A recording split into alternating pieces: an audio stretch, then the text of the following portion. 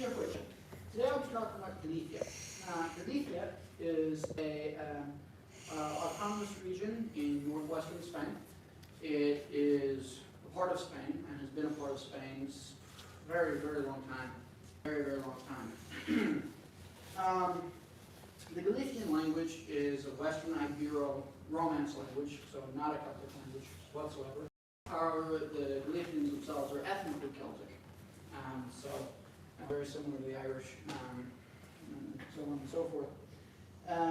The Galician language evolved from being a Brythonic language into a Romance language via several rather key events. So first of all, when the Romans conquered Iberia and subjugated the Galicians and the other North Iberian Celts into the Roman Empire, the Romans called the native people the Gallici, and from there the Latin influenced the Galician, which at the time was a Brython language, and it evolved into it started to evolve into more like a Latinized dialect of Gaulish almost. And then after the collapse of the Roman Empire during the early Middle Ages, the caliphate that had erupted from the Arabian Peninsula swarmed across North Africa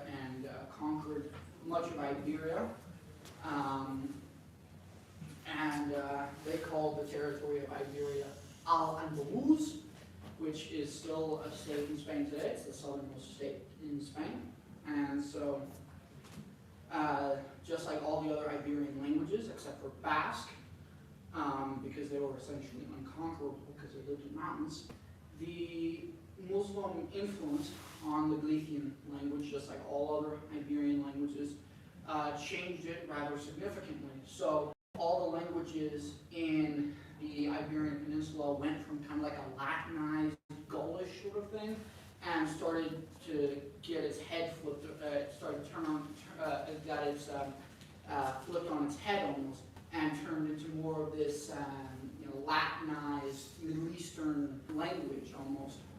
And then during the Reconquista, when the Frankish kingdom, alongside with the Pope and a coalition of many other Catholic states, reconquered and liberated much of the Iberian Peninsula and drove the Muslims back to North Africa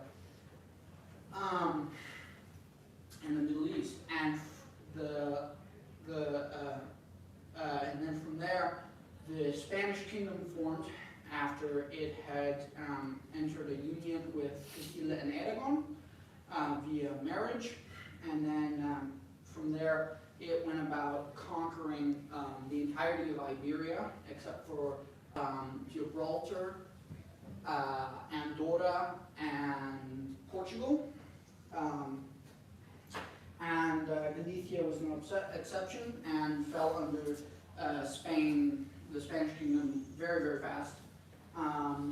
However, before that happened, the Galicians managed to conquer modern-day northern Portugal, so Porto, much of the modern Spanish state of Leon, and some other bordering states. The Celts that inhabit Galicia in the 21st century, just like all other Celts, came from Europe. Shocker, I know. Not the most known origins of the Celts, however. As they migrated west, they inhabited more and more of Europe. And in fact, the Celts managed to inhabit almost the entirety of Western Europe at one point before the Romans conquered much of them, except for Ireland. So let's brag the rest there. And so the Galicians, they may speak a Romance language, but they are still ethnically Celts, and they are still very, very similar to the Celts, regardless of ethnic tie or not. The Galicians, just like all other Celts, are very well known for having Um,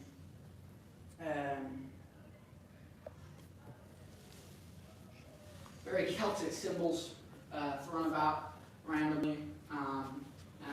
So there's that. From there, you can find ruins of Galicia's Celtic past with these things here that you can find all over the Celtic world. They have their own form of bagpipe, and overall they are Celts. And from what I found, they don't seem to be the most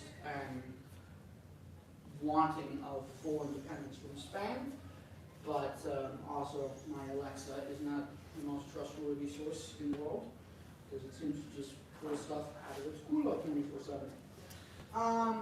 Along with this, Galicia it has a very, very significant sports culture.